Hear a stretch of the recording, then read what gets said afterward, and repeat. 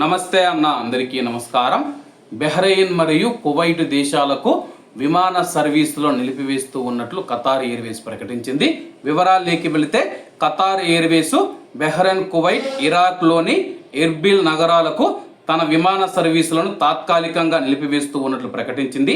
Airline విడుదల చేసిన travel alert ప్రకారం బహ్రెయిన్ మరియు ఎయిర్టెల్ మార్గాలలో విమాన సర్వీసులు 2026 జూలై 25వ తేదీ ఈ రోజు వరకు నిలిపివేయబడతాయని చెప్పేసి, అలాగే కువైట్కు వెళ్ళే మరియు అక్కడ నుంచి ఖతార్కు వచ్చే ఖతార్ ఎయిర్వేస్ విమానాలు జూలై 31వ తేదీ వరకు రద్దు చేసినట్లు తెలిపింది.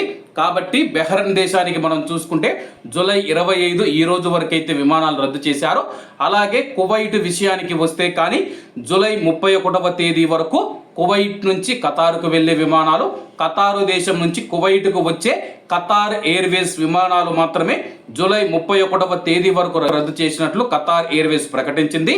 ఈ నేపథ్యంలో ప్రయాణికులు తమ ప్రయాణానికి ముందు తాజా విమాన షెడ్యూల్ను పరిశీలించాలని, అవసరమైతే తమ యొక్క బుకింగ్లను మార్చుకోవడానికి లేదా ఇతర వివరాల కోసం ఖతార్ ఎయిర్వేస్ అధికారిక ఛానళ్లను సంప్రదించాలని చెప్పి ఎయిర్లైన్ సూచించింది.